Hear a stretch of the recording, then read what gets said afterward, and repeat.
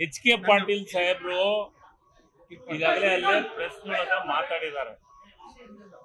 ಇದನ್ನ ಈಗ ಕೆಲವೊಂದಿಷ್ಟು ವಿಚಾರಗಳನ್ನ ಚರ್ಚೆಗಳಾದವು, ಸೌಹಾರ್ದವಾದಂಥ ಚರ್ಚೆ ಆಯಿತು, ಆರೋಗ್ಯಕರವಾದಂಥ ಚರ್ಚೆ ಆಯಿತು.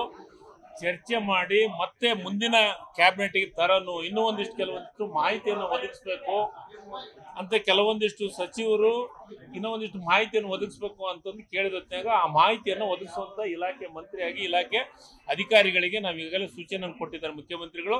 ಇನ್ನೂ ಕೆಲವೊಂದಿಷ್ಟು ಏನು ಮಾಹಿತಿ ಅದೋ ಅವನ್ನೆಲ್ಲ ಮಾಹಿತಿಯನ್ನು ಒದಗಿಸುವಂತ ಕೆಲಸವನ್ನು ಮಾಡ್ತೀವಿ.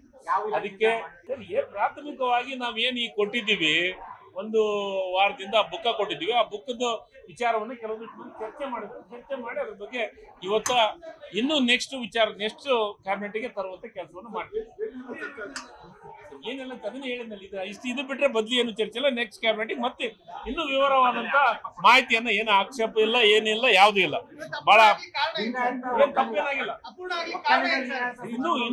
ಇನ್ನೂ ಚರ್ಚೆಗಳು ಆಗಬೇಕಾಗಿದೆ. ಅದ್ರ ಸಲ ಅದು ಬಿಟ್ರೆ ನೋಡಿ 54 ಮಾನದಂಡಗಳಿದಾವೆ ಅಂತ ಹೇಳಿದ್ದೀನಿ. ಎಷ್ಟು ಜನ ಭಾಗವಹಿಸಿದ್ದಾರೆ ಅಂತ ಹೇಳಿದ್ದೀನಿ.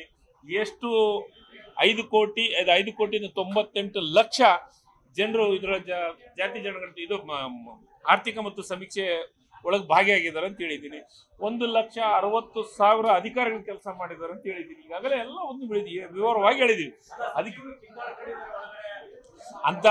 ಅಂತ ಸೀನ್ ನಮ್ಮಲ್ಲಿಲ್ಲ. ನೀವು ಅಂತ ಸೀನ್ ಆಗಂತ ಪ್ರಶ್ನೆನೂ ಇಲ್ಲ.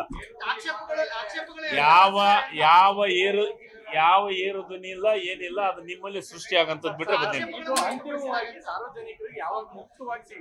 ಅದು ನಿಶ್ಚಿತವಾಗಲೂ ಈಗಾಗಲೇ ಕೆಲವೊಂದಿಷ್ಟು ಮಾಧ್ಯಮದೊಳಗೆ ಬಂದಿದೆ, ಕೆಲವೊಂದಿಷ್ಟು ಸತ್ಯ ಬರ್ದಿದ್ದೀರಿ, ಕೆಲವೊಂದಿಷ್ಟು ಸುಳ್ಳುನು ಬರ್ದಿದ್ದೀರಿ.